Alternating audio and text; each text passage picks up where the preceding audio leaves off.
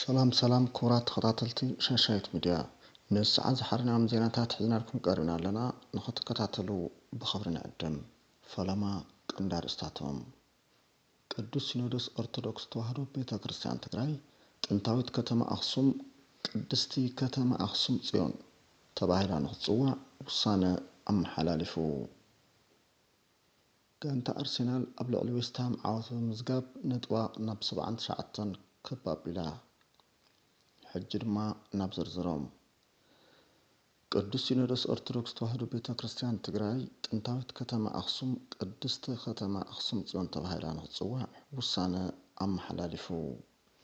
እታ ቤተ ክርስቲያን ኣብታ ከተማ ዝርከባ ለይታዊ ትልሂትን ጫትን ዝኣመሰሉ ከም እትእግድን ሕግታት ከም እተውፅእን ገሊጻ ኣላ።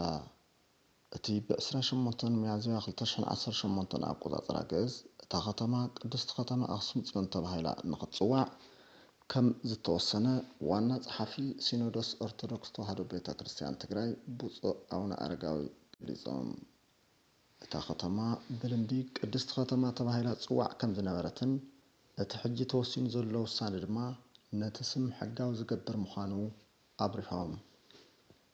ብተወሳኺ ድማ ሓያሎ ዓመታት መንበረ ታቦተ ጽዮን መንበረ ጽላትን ዝኾነት ከተማ ኣክሱም ሕገ ኦሪትን ሕገ ወንጀልን ዓቂባ ዝጸንሐት ቅድስቲ ምዃና ብፁዕ ኣቡነ ኣረጋዊ ኣረዲኦም። ጋንታ ኣርሴናል ኣብ ልዕሊ ዌስትሃም ወሳኒ ዓወት ኣመዝጊባ።